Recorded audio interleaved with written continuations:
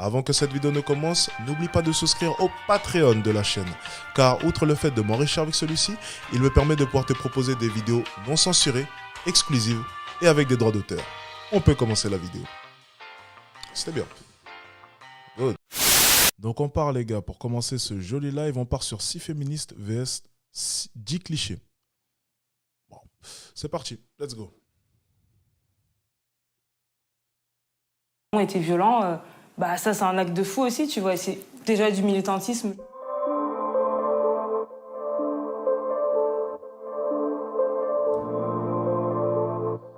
Les travailleurs du sexe sont accros au sexe. Assieds-toi. C'est une fierté d'avoir été en prison.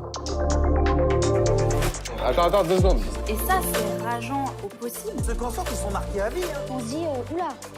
D'accord, donc en fait c'est une émission où on affronte du coup les clichés. Ok, c'est intéressant. Je m'appelle Mélissandre, j'ai 28 ans, je vis à Marseille et je suis fondatrice d'une association qui s'appelle Sœurs Baobab. Concernant le féminisme, moi j'ai pas vraiment eu de déclic, c'est quelque chose dans lequel j'ai grandi. Je m'appelle Sarah et je suis consultante en communication. Pendant plusieurs années, j'ai eu du mal à me définir comme féministe parce que je ne me reconnaissais pas forcément dans ce que je voyais autour de moi, dans ce qui était visibilisé. Je m'appelle Alexia Fiasco, j'ai 30 ans et je vis à Paris. Je pense que ce qui m'a fait réaliser le fait d'être féministe, c'est l'entrée dans le monde du travail et l'amour aussi peut-être. Je m'appelle Héloïse, j'ai 30 ans. Je me suis éveillée au féminisme à ma majorité parce que j'étais face à des injustices et à des violences qui ne me paraissaient pas normales. Je m'appelle Déby, j'ai 28 ans. Je suis artiste dans la pop urbaine. Je défends déjà des valeurs féministes à travers mes textes, à travers mes réseaux sociaux, etc. Je m'appelle Garance, je suis lycéenne, j'ai 16 ans et je suis colleuse sur mon travail. Ma famille a toujours été féministe, donc pour moi ça a été naturel.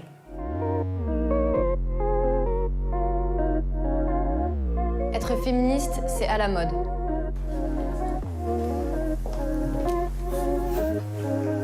Oui, il y a clairement un mouvement en ce moment et qui est de plus en plus visible. Et après, ça ne veut pas forcément dire que les femmes qui le sont, elles le font parce que c'est à la mode. Je pense quand même qu'il y a quelque chose qui est de l'ordre de la tendance aussi, quoi.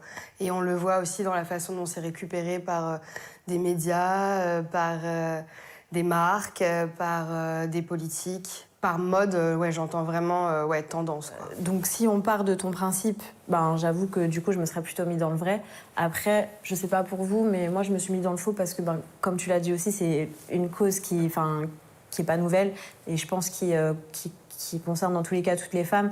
Et au final, ces personnes qui se servent du féminisme pour justement avoir plus de visibilité ou justement parce que c'est considéré comme tendance, je ne les estime pas spécialement comme féministes dans tous les cas parce que l'intention n'est pas la bonne, quoi. Je pense que c'est surtout le terme à la mode, je trouve que c'est un peu péjoratif en fait. Rendre une lutte qui est importante et qui est capitale quelque chose de vendeur et tout ça, je suis d'accord, toutes les marques qui se réapproprient le féminisme, franchement c'est moche, quoi. On peut reformuler la phrase et dire que se prétendre féministe, c'est à la mode. Ouais, là, je serais mais d'accord. effectivement, être féministe, c'est pas forcément à la mode parce que être féministe, c'est mener un combat et c'est quelque chose qui existe depuis, comme tu l'as dit, pas mal d'années. Et c'est pas forcément toujours bien accueilli, même s'il y a un engouement autour de ça. Mais donc c'est donc bien prétendre être féministe qui est à la mode et pas forcément l'être réellement. Ah oui, Parce bien que, sûr, mais... ce qu'on appelle les vraies féministes, elles sont encore insultées tous les jours pour ce qu'elles défendent, etc. Après, le problème, c'est que vraies féministes, aujourd'hui, c'est aussi compliqué. Rappelez-moi, elle a quel âge elle? 16 ou 17 ans, c'est ça? Ouais, quand même. Elle fait clairement plus vieille. Hein. Ça... Voilà, c'est ce que de parler de vraies féministes, c'est pour ça aussi que... pas vraiment de définition. Je pense qu'il y a autant de féminisme qu'il y a de femmes, en fait. Oui, clairement. 17 ans, putain. Et du coup, c'est compliqué de... pour moi, en tout cas, de parler de vrai féminisme. Mais là où je vois un féminisme... Après, oui, le féminisme, les féministes, etc. C'est clairement un effet de mode, hein. Il suffit simplement d'écouter un peu ces femmes qui militent dans la rue. Certaines, on se demande même pourquoi est-ce qu'elles sont là et elles-mêmes se demandent même pourquoi est-ce qu'elles sont là. Voilà, il suffit de les interroger 2 secondes pour comprendre à quel point est-ce que le combat que menaient les féministes prend une tournure assez compliquée. Alors moi, j'ai toujours défendu les bonnes féministes, c'est-à-dire celles qui défendaient selon elles une égalité salariale, même si, bon, selon moi, elle était déjà omniprésente. Le droit au travail, le droit au travail, on vous l'a donné depuis fort longtemps, ma foi, enfin quand même, plusieurs centaines d'années, parce que c'est assez drôle de voir qu'en fait les femmes pouvaient travailler depuis fort longtemps. C'est simplement que les métiers n'étaient pas du tout adaptés à elles. Ok. Ensuite, je vais dire une chose, c'est que j'encourage aussi le féminisme qui va dans le sens de l'harcèlement de rue, les viols, les agressions sexuelles, les pressions que peuvent subir les femmes de manière sociale. Ça, j'encourage. Maintenant, tout ce qui est écriture inclusive.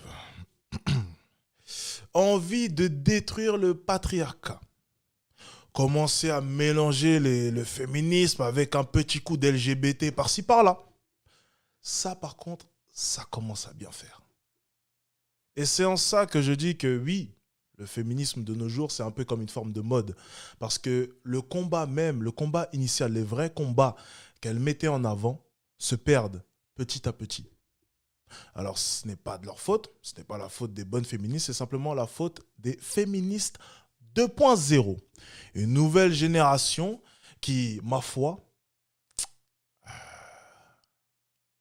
entache la réputation des féministes. À tel point que de nos jours, on ne peut plus les voir, très clairement. Quand bien même elles prendraient une belle cause ou bien un joli combat, le simple fait d'entendre féminisme, féministe, suffit à nous irriter les oreilles. Dommage. On continue. Qui existe et qui est vraiment aussi basé sur l'image, sur la communication, sur le marketing. Et enfin, je ne peux pas ignorer ce féminisme-là parce que du coup, ce serait ignorer d'autres féminismes. Il y a bien sûr le féminisme du capitalisme, en fait, des marques qui ne sont jamais prononcées avant sur le sujet et qui, là, viennent faire des t-shirts avec des trucs écrits féministes. Comme beaucoup d'autres causes, comme la cause décoloniale. Enfin, de toute façon, c'est un truc... je pense que Mais à votre avis, pourquoi est-ce qu'on encourage tant que ça? Parce que, réfléchissez 2 secondes. Vous accusez beaucoup le coup sur le patriarcat. Vous mettez en avant le fait que les hommes détiennent le pouvoir.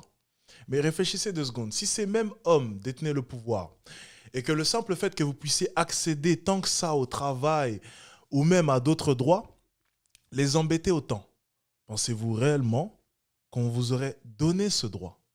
Enfin, excusez-moi, je n'en fais pas partie. Qu'ils vous auraient donné ce droit. Alors réfléchissez 2 secondes.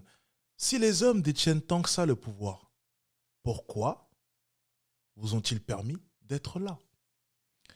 Pourquoi mettent-ils ça autant en avant dans les médias? Parce que c'est bien connu. Les personnes de haut pouvoir ont suffisamment de pouvoir justement pour... Alors pourquoi êtes-vous là? Pourquoi vos combats sont-ils autant mis en avant?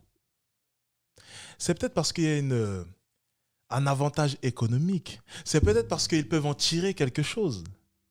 Plus de main-d'œuvre, plus de travail, plus de richesse. Bien sûr que oui. Les femmes veulent travailler maintenant. Les femmes veulent autant que ça travailler. Mais allez travailler avec grand plaisir. Oui, vous êtes des femmes fortes. Allez-y, oui. Perdez du pouvoir d'achat avec vos maris. Oui, allez travailler. Oui.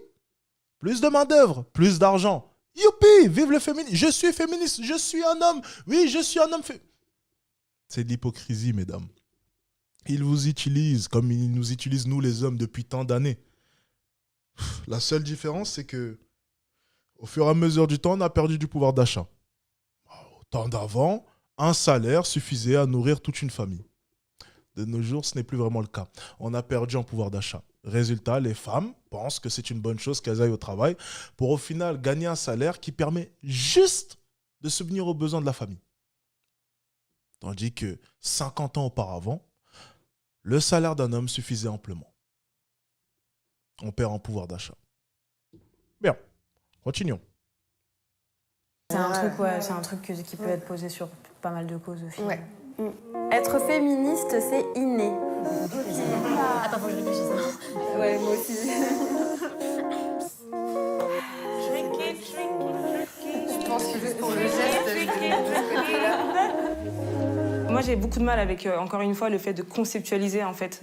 J'apprends aussi des termes, tu vois, qui pour moi, en fait, tu vois, c'est des choses que j'ai déjà lues, entendues, mais par rapport à ma démarche, par rapport à la démarche des gens qui sont autour de moi, c'est vrai que j'avais beaucoup de mal à mettre tel mot sur ça, hein, sur un mouvement qui, pour moi, est un seul mouvement. Oui, je pourrais dire que le féminisme, pour moi, c'est inné. Pourquoi? Parce que par rapport à mon background, par rapport aux expériences que j'ai eues, par rapport à mon éducation, surtout ça, en fait. Ça a toujours été, enfin moi, le mode survie parce que t'es une meuf, faut que tu sois déterminée. Je l'ai eu depuis toute petite parce que j'ai vu ma mère être comme ça. J'ai une famille essentiellement constituée de femmes. Oui, pour moi, c'est inné parce que j'ai grandi dans ça, ça coule dans mes veines, c'est comme ça. Et finalement, être féministe, moi, je le vis, mais vraiment tous les jours, en fait. Tu vois, genre, quand je vais acheter ma baguette avec mes tétons qui pointent, pas maquillée.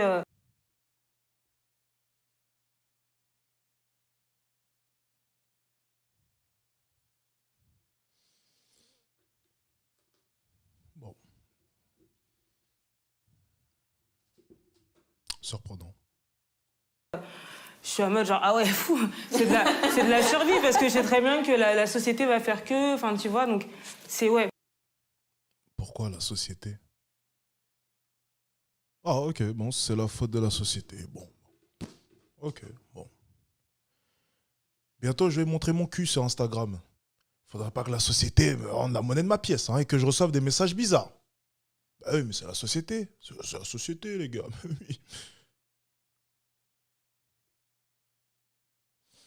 Bon, d'accord.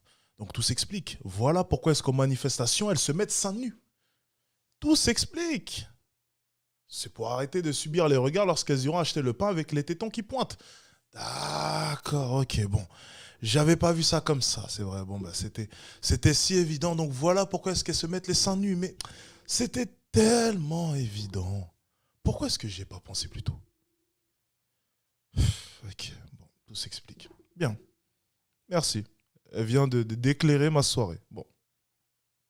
Pour moi, c'est un instinct. Cette pleine conscience d'être une femme, même si je l'ai toujours senti et j'ai toujours su que c'était là, je pense que j'ai pas la même pleine conscience en tant que femme aujourd'hui que j'ai pu l'avoir avant. Merci quand même aux réseaux sociaux. Tu vois, ces femmes qui échangent entre elles, ces comptes qui communiquent sur des trucs qu'on savait pas du tout. C'est vrai que j'aimerais bien aller à sa boulangerie, moi, parce que j'ai jamais vu ça. Mais encore une fois, tu vois, faut croire qu'on vit pas dans le même monde. Hein. J'aimerais bien connaître sa boulangerie. Moi, j'irais tous les matins si elle y va. Mais je ne fréquente apparemment pas les mêmes boulangeries. J'ai pas cette chance. Donc, dommage. Allez, continuons. On va arrêter de rigoler. C'est pas drôle. Allez. Sur notre propre corps, sur nos propres organes génitaux, sur notre propre plaisir, sur notre propre sexualité. Enfin, tu vois ce que je veux dire? Ce qui est bien justement avec l'ère des réseaux sociaux, etc., c'est qu'en fait, c'est là pour te confirmer certaines choses et ça permet en fait une transmission aussi, parce que moi je le vois avec mes petites sœurs. Genre moi j'arrive chez moi la dernière fois et puis il y a mon petit frère qui lui dit ah ouais, Jade elle a laissé pousser ses poils et tout, et genre elle était là genre et alors mais faut que tu t'habitues hein, tu sais genre c'est normal tu vois, et enfin la gamine elle a 10 ans et clairement génial. Genre c'est pas du tout les sujets qu'on a à table, parce qu'encore une fois j'ai grandi dedans, mais on n'a jamais eu besoin en fait de mettre des mots dessus parce que c'était que des actes, tu vois, et de voir en fait cette transmission et de voir que ma sœur elle arrive à pouvoir l'exprimer, parce que tu vois là moi je galère, je suis en mode je sais pas, je le vis, c'est comme ça, c'est en moi. Elle est en mode elle te met des mots machin et tout. Et moi c'est un peu pareil. C'est grâce à quoi ça? C'est grâce à la propagande, encore une fois. On leur insuffle les idées à ces petits jeunes. Et c'est ça qui donnera une génération en pleine perdition. Alors je suis pas en train de dire que véhiculer des idées féministes, ça entraîne la perdition de certains jeunes. Non, mais je parle même d'autres idées. C'est que les jeunes, au final, lui, sont impactés par tout cela. Voilà, le genre, non-binaire, non-machin, cisgenré, hexado-genré, exodial maudit. Enfin, ça n'a aucun sens. On ne comprend plus rien. Mais les jeunes, ils comprendront quelque chose parce qu'eux, ils suivront ça de près. Moi, j'y comprends rien. Faut que je fasse gaffe, que je mette le pull LGBT au cas où. On va se recentrer vers les féministes. J'ai pas le pull LGBT, donc on va éviter, les gars. Alors, on est reparti. J'ai jamais vraiment été à l'aise. En tout cas, j'ai jamais eu une approche vraiment théorique du féminisme, tu vois. Genre moi, c'est vraiment un truc un peu comme toi, mais comme pour beaucoup ici, je pense. Un truc qui est vraiment inhérent à ma personne et à ma condition. Et pour moi, partir du principe que parce que tu lis des choses, parce que tu te renseignes, parce que, en fait, ce serait presque dire que une vraie féministe, c'est quelqu'un d'éduqué, donc de privilégié, tu vois. Et pour moi, c'est un peu compliqué. J'aime beaucoup, on va tous reprendre l'expression de Mélissandre, le mode survie. Effectivement, elle avait activé depuis longtemps, mais peut-être pour d'autres raisons. Tu vois, peut-être parce qu'on habitait dans des quartiers populaires, parce qu'on avait des parents, des grands-parents issus de l'immigration. Il y a plein de facteurs. Donc, quand tu es jeune, c'est difficile quand même de faire la distinction entre tout ça. Et de prioriser, en fait. Exactement. En fait, tu vis juste le truc. Ouais, c'est bien, là, on est en train de remplir tous les clichés sur le féminisme, là. Les poils, les tétons qui pointent. Parce qu'apparemment, on voudrait sortir sans soutif. Forcément, ça pose problème, les tétons qui pointent. Ensuite, elles ont abordé quoi comme sujet? Les inégalités salariales. Pas encore, on ne nous a pas encore sorti la carte. Ça, c'est surprenant. Bon, je pense elles vont tenter de la sortir. Et pour l'instant, on est bon. On suit les clichés. Le piercing vache qui rit. On est bon. Les cheveux colorés. On est bon. Là, pour l'instant, on est bien. Pour l'instant, on est bien. On est pas mal. Allez. En fait, tu reçois plein de trucs et tu essayes de gérer. Et moi, par exemple, quand j'étais en primaire, je me suis jamais définie par rapport aux garçons, tu vois, en tant que fille, par rapport aux garçons. Il fallait juste que je réussisse et que je fasse le maximum en tant qu'enfant. Et après, au fil des années, quand tu prends conscience que sur, effectivement, certaines choses, tu es moins privilégié à cause de ta condition. Ah, le soutif, c'est le patriarcat. Ben oui, c'est vrai. Ben, c'est évident, ben oui. C'est vrai, le sein... Non, arrête. Féminine, c'est assez violent, tu vois, à recevoir. Mais moi, j'ai eu du mal à me définir comme féministe pendant des années, pour plusieurs raisons. Moi aussi, hein. Déjà par rapport à tous les stéréotypes qui sont autour, par rapport au fait, le refus d'être associé à certains mouvements avec lesquels tu n'es pas d'accord, mais aussi parce que je comprenais avant le féminisme, comme une manière de se définir par rapport à l'homme, encore une fois, tu vois. Donc c'est pour ça que pour moi, c'était pas du tout quelque chose d'inné. Pendant très longtemps, moi, je me considérais pas du tout comme étant féministe. Et en fait, c'est quand tu commences à prendre du recul et à penser à toutes ces actions, même aussi petites qu'elles soient. Et c'est peut-être juste qu'on l'avait pas encore vraiment conscientisé. Mais il y a plein... moi, vraiment, honnêtement, je pense que j'ai conscientisé ces trucs-là. J'ai 30 ans. C'était de manière vraiment consciente. Je pense que c'était il y a 3 ans, tu vois. Moi, dans inné, cependant, je pense beaucoup à la transmission. C'est-à-dire que vous avez eu la chance, par exemple, vous en parlez très bien toutes les deux, d'avoir évolué dans un milieu très matriarcal, en tout cas, donc très féminin.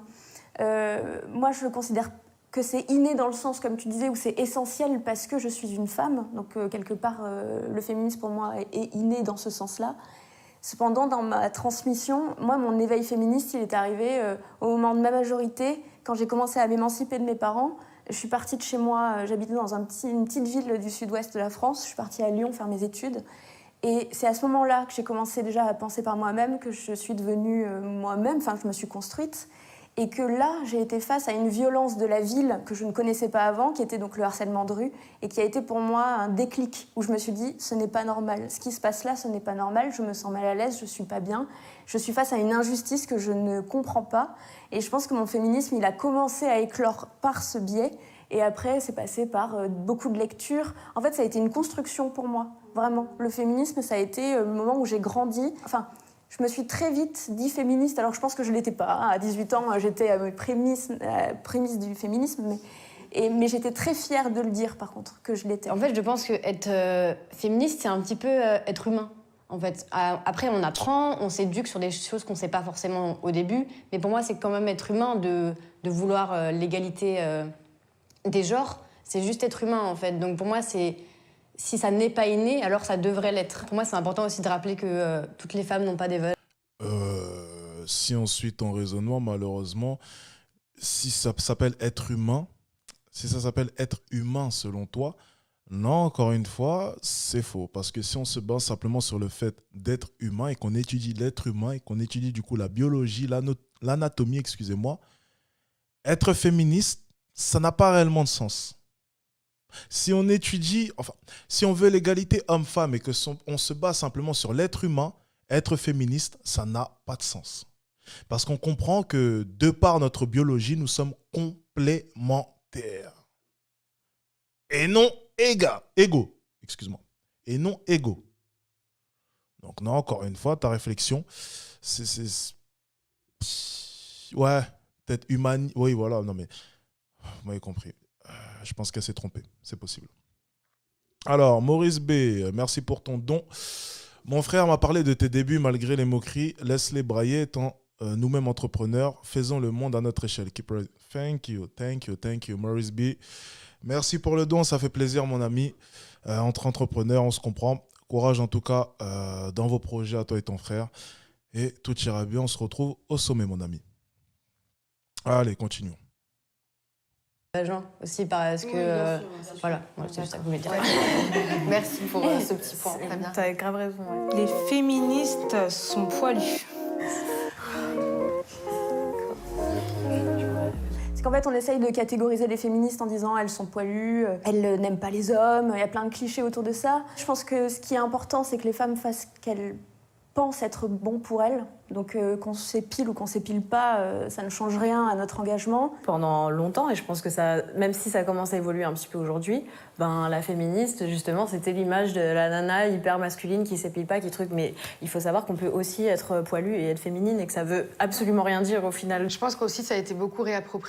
Non, je suis pas d'accord.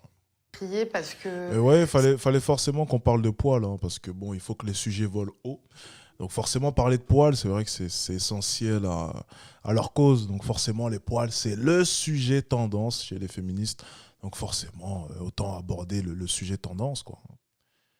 C'était une façon de diaboliser encore plus la féministe et de lui donner un côté monstrueux, en fait. Un peu comme l'image de la sorcière. Et dégoûtant, ouais, c'est ça. Le fait de catégoriser, de se dire la féministe, elle est plutôt poilue ou elle est plutôt comme ci ou comme ça crée des divisions dans un mouvement qui était censé être plutôt... Mais récemment, justement, écoute, il y a eu confinement, etc. Moi, je suis, voilà, par exemple, une femme qui aime bien s'épiler quand j'en ai envie, mais bon, si j'ai la flemme, j'ai la flemme, quoi. J'estime que j'ai le droit d'avoir le choix, tu vois. Ouais. Et du coup, j'avais laissé poster, je me suis dit, purée, ça faisait longtemps, en fait, que j'avais pas vu mes poils sous les bras, j'ai posté. Et effectivement, même entre femmes, du coup, il y a des femmes qui disent, ouais, mais moi, je t'ai pas demandé de pas t'épiler, en fait, tu vois. C'est juste, là, cette photo-là, elle représente simplement le fait que t'as le droit de le faire ou de pas le faire. Je suis pas en train de te dire, t'épiles pas et monte tes poils à tout le monde, quoi, tu vois. En fait, pour moi, le féminisme, c'est pas un look. C'est pas une façon de s'habiller, c'est une façon de penser, c'est une façon de vouloir avoir des droits égaux à ceux des hommes. C'est pas comment on va être habillé ou comment on va être épilé qui va définir ce qu'on pense, en fait. Là où c'est intéressant, c'est d'habituer l'œil aussi, parce que comme on n'en voit jamais, moi je suis comme toi, je me laisse le choix, c'est-à-dire si j'ai la flemme, j'ai la flemme, mais me voir... C'est particulier d'observer son corps avec des poils, c'est autre chose puisqu'on nous a jamais tellement laissé le choix. Enfin, je trouve que quand on s'épile, même en le faisant et tout, ça prend tellement de temps. Enfin, je me dis, mais c'est démentiel, je pourrais faire tellement d'autres choses de ma journée, quoi. Non, mais c'est clair, franchement, c'est clair. Il faut conscientiser quand même le geste, je pense. Oui, je trouve que c'est important. On n'est pas habitué à voir nos corps comme ça. Oui. Mais c'est vraiment ça, c'est vrai. Enfin, voilà. Moi, c'est la réflexion que je me suis faite, quoi. Je veux dire, j'ai levé les bras, je me suis dit, purée, mais en fait, je sais même pas si j'avais vu à quoi ressemble... Vraiment, mais même à la plage, quand tu vois.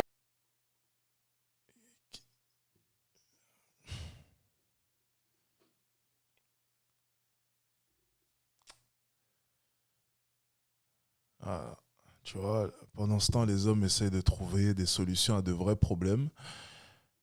Et voilà ce dont les féministes aiment parler. C'est des poils, des tétons.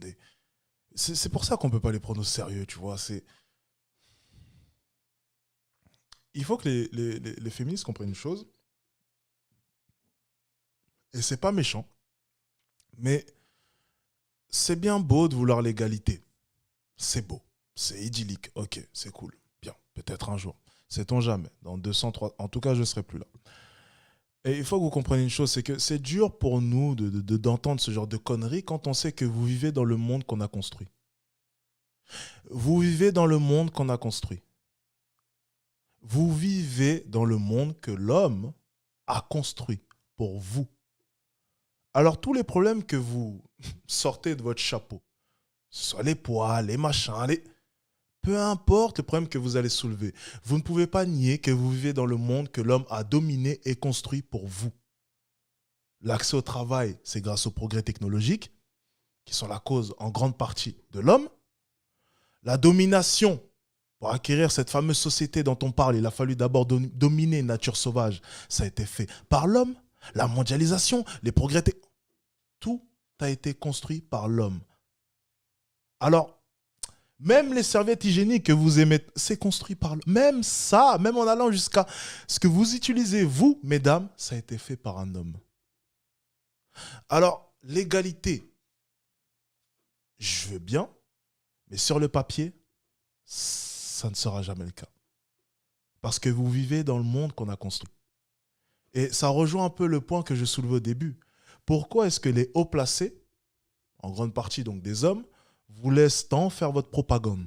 Pourquoi est-ce que les hauts placés vous donnent autant de droits, vous donnent autant d'audimat, vous donnent autant de temps à la télévision? Pourquoi?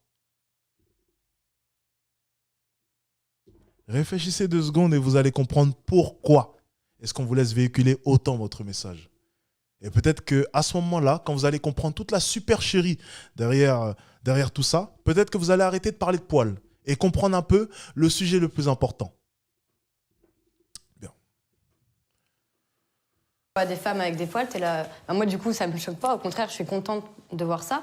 Mais je le remarque. Et si je le remarque, c'est justement qu'il y a un problème par rapport à ça. C'est qu'on n'est jamais habitué à voir ça dans les publicités, etc. Donc c'est bien que ce soit quelque chose qui soit aussi normalisé. Exactement. Être féministe, c'est être militante.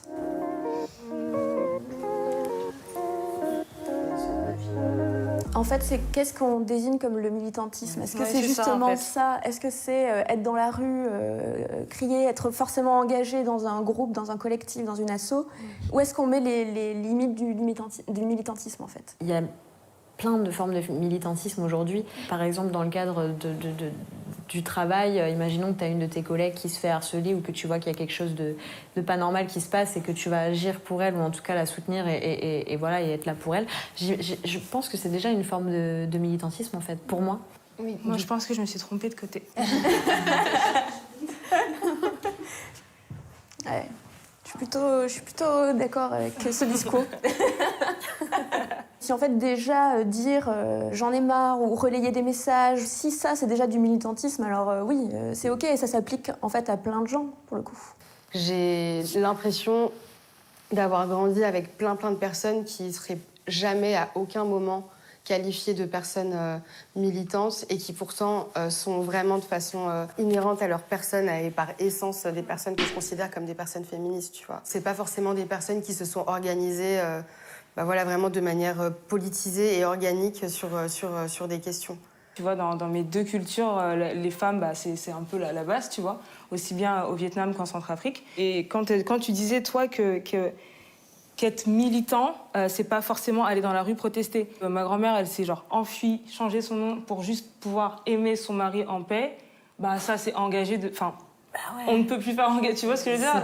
Pareil, quand ma mère, genre, elle s'est enfuie parce que mon daron était violent, ça, c'est un acte de fou aussi, tu vois. Et c'est déjà du militantisme. Rien que te dire... C'est quoi le rapport?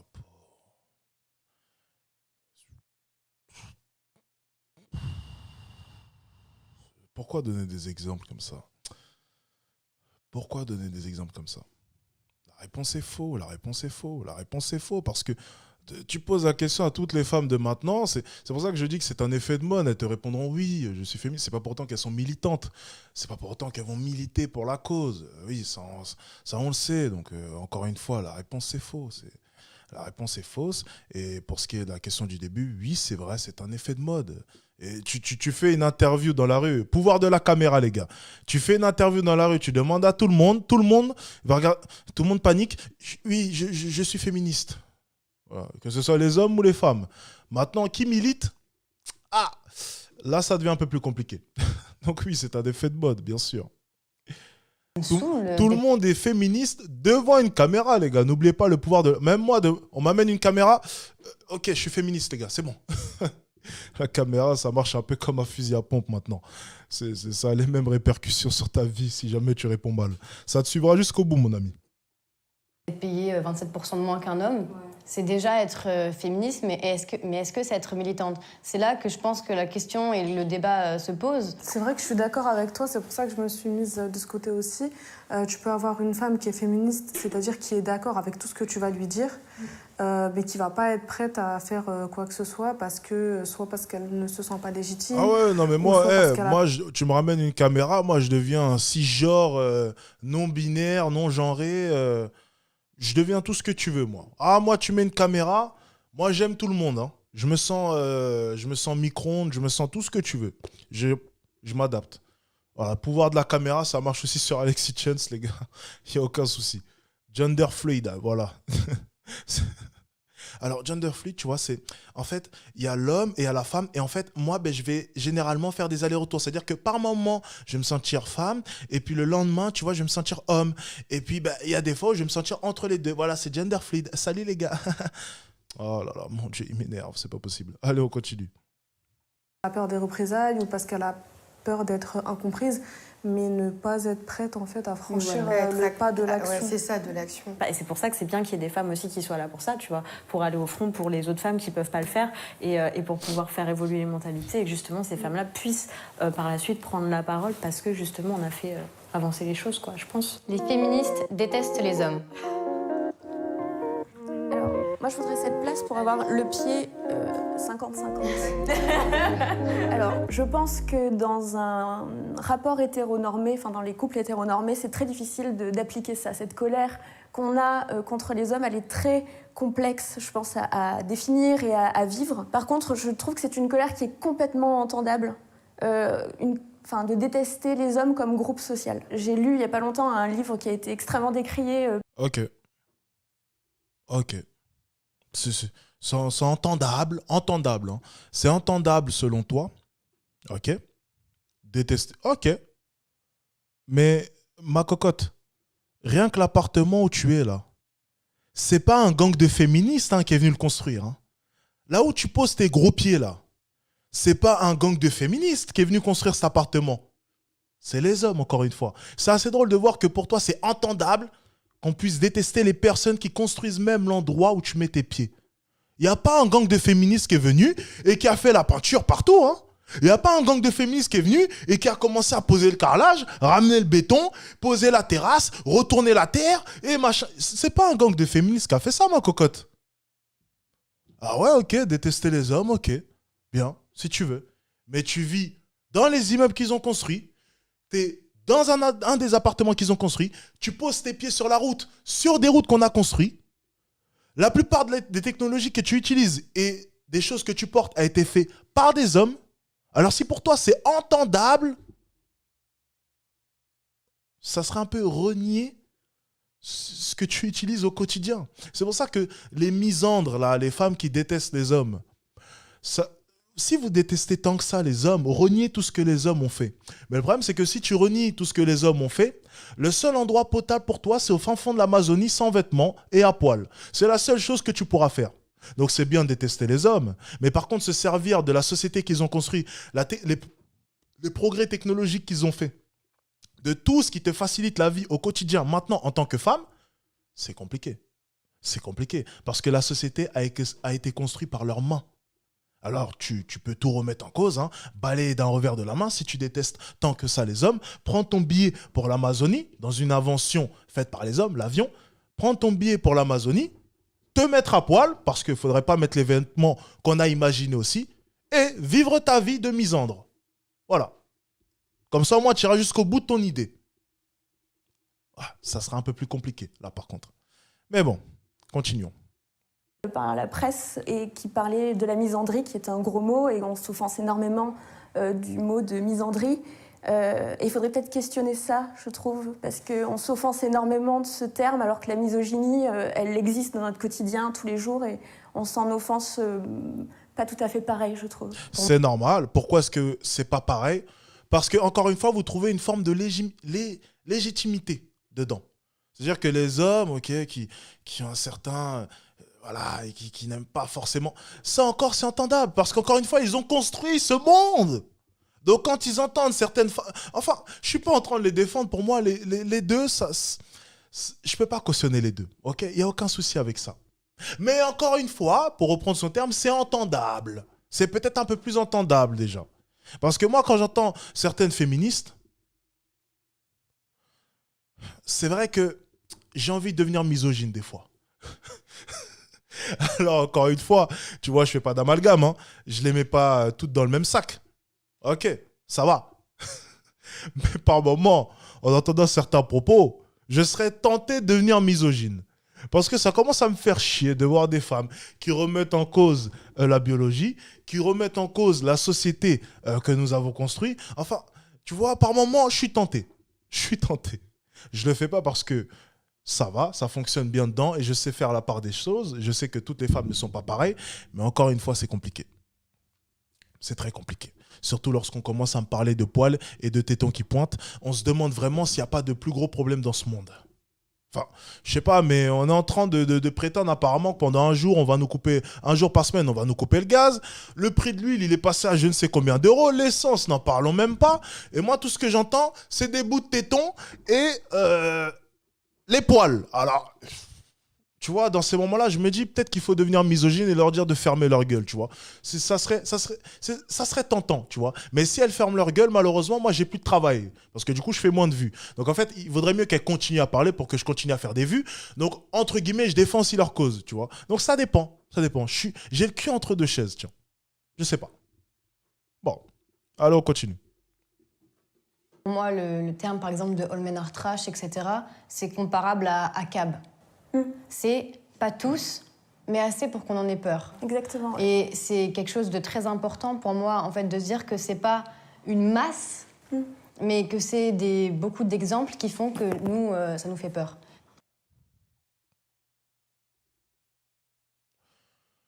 Oh là, tu vois, encore une fois, là, enfin, elles sont quand même en train de justifier la misandrie. Enfin, tu vois, voilà. Est-ce que ces femmes sont conscientes de ça? Est-ce qu'il y en a une qui va se lever et dire à la petite de 17 piges de la fermer parce qu'elle dit des conneries? C'est incroyable, ça, quand même. Non? Allez, on relance. Incroyable. Moi, je dirais jamais que je déteste tous les hommes, parce que c'est pas vrai. Mais pour moi, c'est très compliqué parce que par ailleurs, quand des femmes viennent me dire qu'elles détestent tous les hommes, dans une sorte d'expression, je peux le comprendre en fait. C'est pas quelque chose qui va m'être totalement étranger. Je suis d'accord avec toi là-dessus parce qu'il y a énormément de femmes qui ont vécu des trucs hyper durs à cause des hommes, des agressions, des viols et j'en passe, tu vois, au sein même parfois de leur propre famille.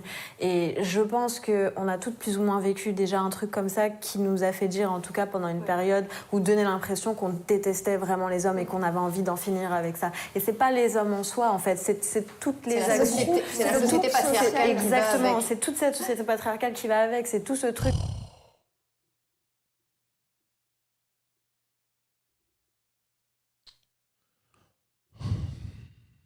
De se dire, purée, je dois rentrer à 2-3 heures du matin et je suis obligée de réfléchir à comment je m'habille ou comment je vais rentrer. Je peux pas, même si je suis à 15 minutes de chez moi, me dire je vais rentrer à pied, alors que j'aimerais bien. En fait, c'est abyssal, je trouve. Le moment où on se rend compte qu'on est en sécurité un peu nulle part aussi. Mais en fait, ce qui est important de savoir, c'est que on est tous victimes de la société patriarcale, même les hommes, en fait. Quel rapport entre le patriarcat et les agressions sexuelles dans la rue, le fait de ne pas se sentir en sécurité, le fait de... Mais quel rapport? Quel putain de rapport? Je vais le répéter encore une fois. Il n'y a pas besoin de société patriarcale pour que ce genre de choses arrive. Alors, je vais le répéter encore une fois. C'est tout simple, ok? Ouvrez vos oreilles. Ça n'a rien à voir avec la société patriarcale. Ça n'a rien à voir. La position apparemment d'infériorité que la femme a, c'est biologique. C'est la nature qui en a décidé. Et c'est comme ça. Enfin, mon Dieu. Écoutez bien. Écoutez bien. Écoutez bien. Comme vous le savez, l'homme est supérieur physiquement. On est bien d'accord. L'homme a cette position Exemple, regardez. Voilà, on va vraiment partir vraiment dans quelque chose de global pour éviter que j'ai des problèmes. Parce que là, j'ai déjà développé ce point-là. Ça aurait pu me valoir des problèmes. Donc, on va simplement développer sur un point qui va traduire un peu ce que je voulais vous dire. Vous allez comprendre. Les femmes disent souvent que le regard d'un homme dans la rue, elles ne supportent pas le regard des hommes dans la rue. Il y a quelque chose de spécial dans leur regard. Mais essayons de comprendre pourquoi. Lorsque je sors dans la rue, moi de mon côté, par exemple hier lorsque j'étais en vlog, voilà, les femmes me regardent beaucoup. J'ai une bonne corpulence, voilà, j'ai une notoriété un peu ça, enfin bref, j'ai plein d'avantages. Les femmes me regardent beaucoup dans la rue. Bien sûr, le regard des femmes n'a pas le même impact que le regard d'un homme. Pourquoi? Ça s'explique. L'acte sexuel. L'acte sexuel, comme je le répète souvent, c'est un acte de domination par l'homme sur la femme. Bien. C'est-à-dire que le regard d'une femme est toujours beaucoup plus bienveillant que celui d'un homme. Une femme, dans le pire des cas, se dira « j'aimerais bien qu'il me prenne ». Pourquoi? Parce que la femme est passive. Donc, quand bien même elle penserait à toutes ces cochonneries dans son esprit, son regard sera toujours bienveillant de mon côté. Parce que de mon côté, justement, je sais éperdument que quoi qu'il arrive, ce sera un acte de domination par ma part. Et que de ce côté, elle veut subir ma sentence. Tandis qu'à contrario, quand un homme va regarder une femme dans la rue, c'est tout autre chose. Parce que la femme va sortir ce côté bestial, ce désir de vouloir dominer, de vouloir la dominer. C'est-à-dire que quand un homme va avoir ce regard insistant sur une femme, on va y voir comme une envie de vouloir dominer. C'est un peu comme un viol, mais indirect. Un viol avec le regard. Elle sait que cet homme-là, à ce moment précis, est sûrement en train de se dire « Oh, j'aimerais bien la prendre celle-là. J'aimerais bien me la farcir. Oh, j'aimerais bien la... » Vous voyez un peu le genre? C'est-à-dire que c'est un regard qui est beaucoup plus malsain. Parce que l'homme a cette volonté de vouloir dominer. Et bien entendu, à partir du moment où l'homme est celui qui domine, eh bien, il peut passer par l'esprit de certains imbéciles, et même imbéciles, c'est encore gentil, hein. Pour moi c'est des ordures, c'est des hommes qui devraient être bannis de la société, et bien de forcer cette domination, de forcer les choses. C'est d'ailleurs pour ça que sur 70 000 viols recensés, seuls 2 000 hommes sont ressortis, les victimes, donc du coup, seuls 2 000 hommes victimes sur 70 000 cas de viol. Donc 60 000 femmes violées pour 2 000 hommes violés. Tout s'explique. Quand on comprend un peu la nature même d'un rapport sexuel, l'homme étant actif, la femme étant passive, forcément les cas de viol viendront plus du côté de l'homme. C'est tout à fait normal. Alors en l'occurrence, encore une fois, ce n'est pas la société patriarcale, ce n'est pas parce qu'on dit, ou bien selon elle, on rabâche aux hommes qui sont supérieurs, ou bien que l'on prône ce système d'homme qui va diriger la famille, qui va... Non, c'est juste une question déjà de nature, c'est une question de nature, le fait que l'homme doit dominer, et forcément à partir du moment où l'homme doit dominer, eh bien certains hommes seront tentés de vouloir aller au-delà de votre consentement et de vouloir vous dominer de force, des ordures plus précisément. Tout s'explique. On peut repérer même ce genre de comportement chez les animaux. Encore une fois. Allez, on continue. Et je sais que c'est dur de se dire ça. Pour les femmes, c'est dur à entendre chaque fois que je développe ce point-là. Mais c'est vrai. C'est totalement vrai. Ça, on ne peut pas le nier. Si il y a plus de femmes dans ce monde, mais la plus grande majorité de meurtriers, ce sont des hommes. La plupart des prisonniers dans ce monde sont des hommes. Enfin, l'homme est pratiquement numéro 1 partout quand il s'agit de conneries. On se demande pourquoi. Peut-être parce qu'on n'est pas fait de la même manière au final. Peut-être parce que l'homme a toujours cette volonté de braver les interdits, d'aller au-delà de ce qu'il ne connaît pas. Peut-être que les plus grands chercheurs de ce monde sont principalement des hommes parce que justement on a cette volonté de vouloir explorer, de vouloir pénétrer l'inconnu. Et tu sais, Alain Soral faisait souvent le parallèle avec l'acte sexuel. L'homme pénètre la femme, et du coup, l'homme a toujours eu cette volonté de vouloir pénétrer d'autres horizons, pénétrer l'inconnu. Tu vois. Alors, c'est peut-être un peu tiré par les cheveux, mais moi, je trouve ça... Je trouve que c'est une belle théorie, ça, quand même. C'est que l'homme a peut-être ce désir de vouloir dominer son environnement parce que même dans l'acte sexuel, c'était sa mission première, c'était son utilisation première, dans l'acte même. Ça se tient, c'est un raisonnement qui peut se tenir. C'est une belle théorie, je trouve. Allez, on continue. Oui. Mais c'est vrai. Et c'est vrai. ils sont aussi enfermés dans un truc qui est douloureux, je dirais, pour eux Bien aussi. sûr. Je dis pas qu'ils sont pas responsables, mais C'est quelque chose qui les entraîne, ils ont été éduqués comme ça. C'est aussi ancré. Voilà. Oui, le parallèle est très bizarre et tiré par les cheveux. Mais encore une fois, je trouve la théorie intéressante quand même. Je la trouve amusante et intéressante. Tu vois, l'homme pénètre, du coup l'homme veut pénétrer d'autres choses. Bah, c'est tiré par les cheveux, mais bon, ça s'entend.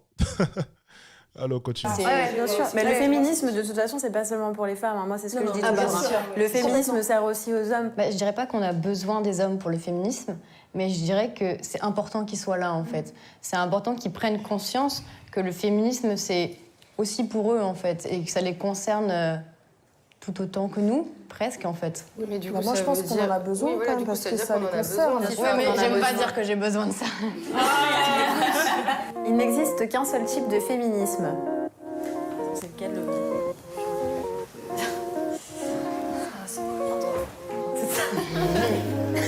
Il y a effectivement plusieurs mouvements au sein du féminisme qui font qu'en fait, il y a des clivages, je trouve, au sein du féminisme. Mais je pense pas... Enfin, au mieux, il faudrait qu'il y ait une vraie union, quoi. Oui, tout est catégorisé. On vit dans une société où on veut tout catégoriser.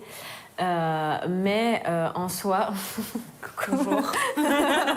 Mais en soi, le féminisme, c'est une cause qui est mondiale. Enfin, je veux dire, c'est pas culturel, c'est une cause mondiale qui concerne toutes les femmes du monde. Si tu fais une catégorisation dans le féminisme, pour moi, c'est que tu n'es pas féministe, ou en tout cas que tu n'as pas compris les bases et le fond de la cause, en fait, tout simplement. Moi, je me base plus sur le fond que la forme. Parce que ce serait quoi, du coup, le fond pour vous? Le fond, c'est les combats que tu mènes, en fait. C'est ce que tu essayes de tirer de ça. Pour moi, par exemple, être féministe, c'est me battre pour avoir les mêmes droits que les hommes. C'est savoir que la société me met des bâtons dans les roues parce que j'ai un vagin, mais de continuer à être déterminée dans ce que je fais. Et, enfin, pour moi, en tout cas, ma priorité, c'est genre me battre pour mes droits, pour mon égalité...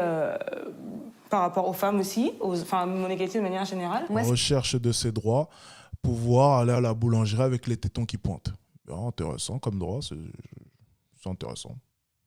Ce qui me pose problème dans ça, c'est qu'en fait, j'ai pas envie d'être associée à des femmes ou des hommes, du coup, qui penseraient, par exemple, que les personnes qui portent le voile ne sont pas légitimes d'être féministes, que les femmes trans ne sont pas légitimes d'être féministes. C'est pour ça que je dis qu'il y a plusieurs sortes, parce que j'ai pas envie d'être dans cette case-là, en fait. Oui, mais tu peux pas dire qu'il y a plusieurs sortes, parce que ça veut dire que du coup, tu estimes que ces gens-là sont féministes. Et c'est pour ça que moi, je me mets ici, parce que je veux pas leur donner du crédit, en fait. Mais après, le problème, c'est que là, on vit dans une société qui leur donne du crédit. Et même si tu veux pas, en fait, c'est une réalité. Enfin, il y a des groupes sociaux organisés, politiques. Tu vois, je sais pas, t'as des féministes... décoloniales, t'as des féministes intersectionnelles, t'as des féministes radicales. Pour moi, c'est super compliqué de me sentir, en tout cas, associée avec des féministes qui prendraient pas du tout la question coloniale en question. Moi, je suis aussi personne pour leur dire non, vous n'êtes pas féministe. Même si je suis contre ça, vraiment.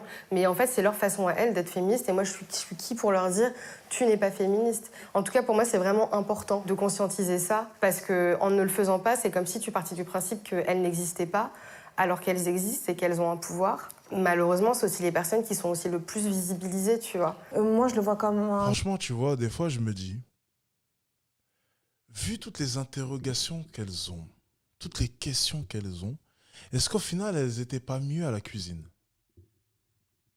Est-ce qu'au final, elles n'étaient pas mieux lorsqu'elles n'avaient pas toutes ces questions à se poser? Parce que j'ai l'impression par moments que les féministes souffrent. Elles souffrent de la dureté de cette société. Tu vois, les femmes ont eu leur liberté, les femmes ont eu leur droit de vote, les femmes ont le droit maintenant de prétendre au même poste que les hommes. Mais plus elles ont eu ces droits, plus elles ont commencé à se plaindre. Alors je me dis peut-être que dans un sens, elles étaient bien mieux à la cuisine. Parce que plus tu leur en donnes, plus elles en veulent. Écoutez. Allez, continuons. En idéal, j'aimerais bien qu'il existe un seul type de féminisme et que tout le monde soit d'accord. Mais dans les faits, aujourd'hui, c'est clairement pas le cas. Parce que quand il y a certaines féministes qui se permettent de penser à ta place et de te dire non, en fait, toi, tu respectes pas les conditions, c'est que chacune d'entre elles, en fait, la définit à sa manière. Mais je veux pas dire de bêtises, mais Quand j'ai gravité autour de cercles un peu féministes, j'entendais beaucoup de femmes noires notamment qui revendiquaient un afroféminisme vraiment en disant « moi je suis afroféministe ». Et ce que j'entends complètement, parce que c'est pareil, une femme blanche ne peut pas savoir ce que vit une femme noire, enfin elle ne peut pas parler à sa place en fait. Donc est-ce qu'on n'a pas besoin aussi d'avoir plusieurs mouvements comme ça? Il faut être complémentaire en fait. Mais la réalité c'est que c'est clivant, beaucoup. C'est ça, parce que à la différence de ce qu'on évoquait tout à l'heure, une afroféministe, par exemple, je pense pas qu'elle va s'opposer aux autres mouvements. Exactement. Tu vois, c'est qu'elle va rajouter, défendre des causes supplémentaires. Il y a plusieurs mouvements qui se complètent, en Exactement. fait. Elle va parler en connaissance de cause. Tout à fait. Bah, de toute façon, il faut toujours laisser parler les principaux concernés. Oui, complètement, voilà, c'est ça. La nudité, c'est féministe.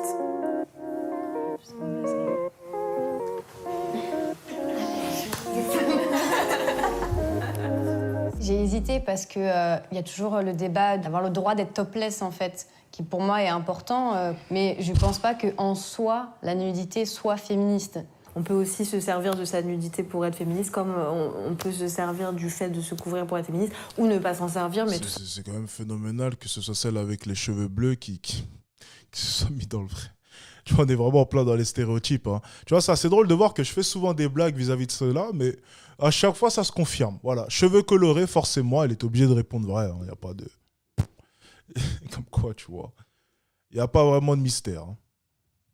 simplement dire voilà, moi je fais le choix d'être nue ou par exemple d'être voilée comme toi. Après, le corps de la femme est tellement sexualisé qu'aujourd'hui, dès qu'une femme justement s'expose, c'est considéré comme tu vois, un truc militant, alors que normalement ça devrait être totalement normalisé. Là où je suis d'accord avec toi et où c'est important malgré tout de parler de la nudité comme un outil militant, c'est que c'est une réappropriation du corps par les femmes, de leur corps en fait. Mais un vêtement, ça peut l'être aussi. Non mais complètement, complètement. Il y a une normalisation à faire. Complètement, mais comme on parle de ce sujet-là, c'est juste que parfois j'entends des amis qui critiquent, je sais pas, une chanteuse qui va se montrer très dénudée et tout.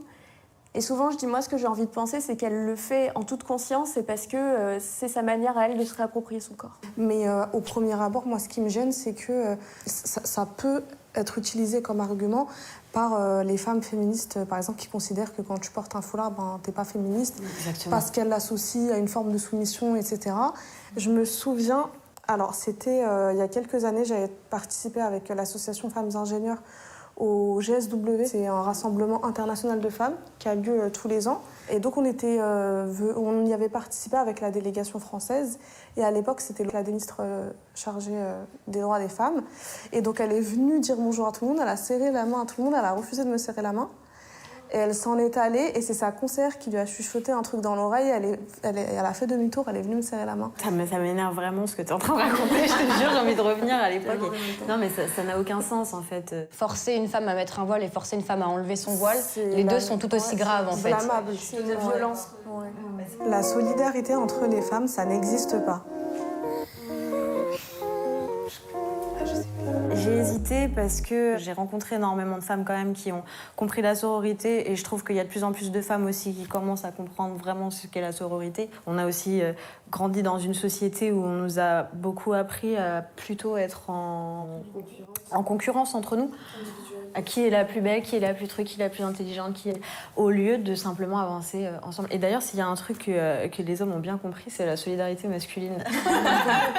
Dans les représentations aussi, je trouve, dans le cinéma, dans les séries un peu moins parce que c'est un art plus nouveau, mais dans le cinéma, on a beaucoup encouragé à la rivalité entre femmes. Je pense que les représentations, elles ont été très peu bienveillantes entre femmes.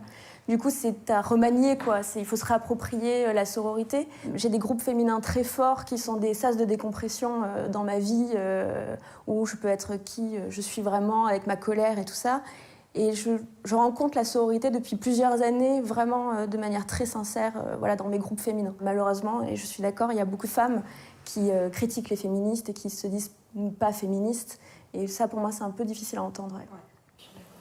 Après, je pense que c'est un choix aussi, tu vois. Je pense qu'il faut accepter, faut apprendre à entendre ce type de discours, parce que tu vois, tu peux pas vraiment forcer une personne à penser comme toi, même si c'est ton instinct de femme qui ressort et que tu te dis toutes les fois où j'ai vraiment ressenti un manque de solidarité, de la concurrence, de la compétition, il y avait toujours un homme ou une histoire d'homme derrière. tu vois, c'est sociétal. Dans la séduction, je pense qu'il y a Dans une la vraie séduction, voilà. rivalité Ouais, c'est féminine ça, qui existe et qui est un peu ancrée, même si on n'en veut pas en fait. C'est assez particulier. Cette sororité et la solidarité entre femmes, c'est un truc auquel je crois beaucoup parce que j'ai aussi vraiment grandi là-dedans. Enfin, je suis capverdienne. Le Cap-Vert même, qui est une île, en fait, c'est une archipel de 10 îles, où comme sur beaucoup d'îles, en fait, les hommes partent très très tôt. Et du coup, l'île, elle est vraiment entre les mains des femmes, quoi. Je sais pas, en fait, j'ai tellement grandi... C'est ce que j'aurais aimé, là. C'est qu'on enlève les conneries, là, de pouf, avec écrit faux ou vrai, et tu mets les 6, là, et puis moi, je m'assois comme ça, dans le fauteuil en face. Et puis, on pose des questions. Et puis, j'écoute la réponse. Et puis, je réponds en conséquence. Là, ça aurait été intéressant. Mets-moi un gars en face. Mets-moi je sais pas. Et puis, je dis un gars, c'est faux, parce que certaines femmes vont dans ce sens-là aussi. Tu vois, comme quoi, il n'y a pas que les hommes qui sont éveillés. Il y a certaines femmes aussi qui pointent du doigt le problème du féminisme de maintenant. Encore une fois, bon, c'est 6 femmes qui se réunissent, qui ont à peu près la même manière de penser, qui vont pas être d'accord sur certains points, sur des sujets bateaux, sur les poils, sur la nudité, sur, encore une fois, des sujets tellement futiles, mais au final, qui dans les grandes lignes de leurs idées sont tout à fait d'accord. Ok ? Allons, on continue. Avec ça, que pour moi, ça a toujours été d'une évidence et j'ai toujours... en fait, je me suis toujours entourée de femmes aussi, quoi. Pour moi, c'est sûr qu'en fait, c'est la société patriarcale dans laquelle on a grandi et on vit toujours qui fait qu'on est mis en concurrence constamment. Mais je pense, et je l'ai vu à travers les collages, même à travers ma scolarité, que la solidarité féminine, elle existe, en fait. Même pour des choses qui peuvent paraître ridicules. Quand tu demandes une serviette hygiénique à une pote et qu'elle te le donne, mais c'est quelque chose de très important et ça crée la solidarité, ça crée...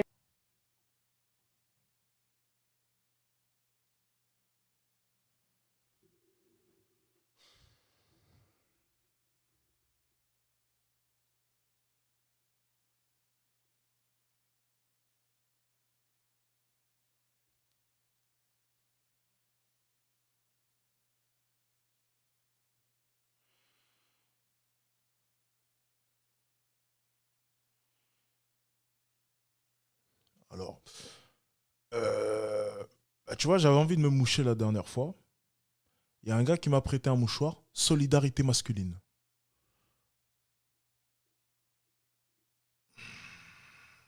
Ok, bon. Je prends note. Ok, bon. Écoutez. D'accord. Bon. Heureusement qu'il reste que 3 minutes. Le lien, les collages, quand on est entre femmes, qu'on sort la nuit, le soir, et ça forme une solidarité, on se sent forte ensemble. Mais par exemple, tu vois, tu parlais de scolarité. Moi, dans ma scolarité, j'ai énormément souffert à cause des femmes. Et j'ai eu beaucoup plus d'amis hommes que d'amis femmes parce que, et c'est pas que je ne le voulais pas, hein, parce que moi, j'ai jamais eu aucun problème, mais c'est simplement que j'ai beaucoup souffert à cause des femmes. C'est vrai que je me reconnais dans ce que tu viens de dire. Les femmes sont les pires entre elles. À une période de ma scolarité, je me suis retrouvée finalement à éviter les filles. Mais après, je pense que... Les femmes sont les pires entre elles. Les femmes sont les pires entre elles. Croyez-moi, ce sont les pires entre elles. Le manque de solidarité est justement alimenté par les clichés dont on parlait tout à l'heure. Par exemple, tu vas parler de féminisme à une femme, elle va te dire non mais moi je suis pas contre les hommes, j'ai des frères, je suis mariée, mais non mais c'est pas ça. Tu vois, donc c'est un peu un cercle vicieux aussi parfois. Après, ça a changé pour moi parce que on a des professeurs qui ont fait des blagues sur des choses sur lesquelles on ne peut pas forcément faire des blagues, sur le viol, etc. Et on s'est alliés tous ensemble, autant là, femmes que hommes. On a fait une pétition qu'on a fait signer, on a eu un rendez-vous, on fait des collages sur la porte de mon lycée, bientôt on fera un collage à l'intérieur de mon lycée. Et tout ça, c'est grâce à notre solidarité. C'est parce qu'on est tout ensemble et qu'on porte ces projets ensemble qu'on y arrive, en fait. Mais c'est là, je trouve, qu'on voit que quand même tout ce qu'on fait, c'est pas vain et c'est génial et c'est beau, en fait, de voir que les nouvelles générations qui arrivent, elles sont beaucoup plus... Ouais. Grave. Ouais. Et puis ça, c'est le fruit de cette solidarité aussi, du coup. Mais après, bon, on est loin de... Enfin, il reste encore plein de... Allez, il reste 1 minute. Est-ce que vous réussir à caser le mot patriarcat en 1 minute? C'est sûr, mais bon. On va voir ça. L'un des messages que j'avais vraiment envie de faire passer en participant à cette émission, c'est justement de faire comprendre ce que moi-même je n'avais pas compris à l'époque et que de nombreuses femmes en fait puissent comprendre que le féminisme c'est juste la liberté d'agir comme on a envie d'agir et la défense des droits des femmes. Le message que j'aimerais faire passer, Allez, faut qu'il y en ait une qui sorte patriarcat, ça serait énorme. Société, patriarcat.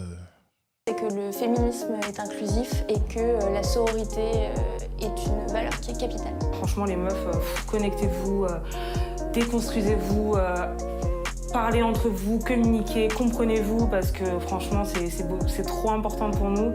Et, Elles doivent se déconstruire tout en essayant de se comprendre. C'est quand même phénoménal. Hein. Elles doivent se rappeler qui elles sont tout en se déconstruisant. Enfin, bon, ok. Allez, continuons. On doit se déconstruire, après essayer de se comprendre. Bah oui, on va essayer de faire cet exercice. Tiens, ça a l'air intelligent, ça. Allez. n'oubliez pas, activez le mode survie. Activer le mode survie. Bon, allez, vas-y. Bien sûr. Ok. Bon, on va se déconstruire et après, on va essayer de se comprendre. Bah oui, c'est super intelligent, ça, ma foi. Bah écoutez, je comprends pourquoi est-ce que la dernière fois, on a arrêté l'émission au bout de 5 minutes.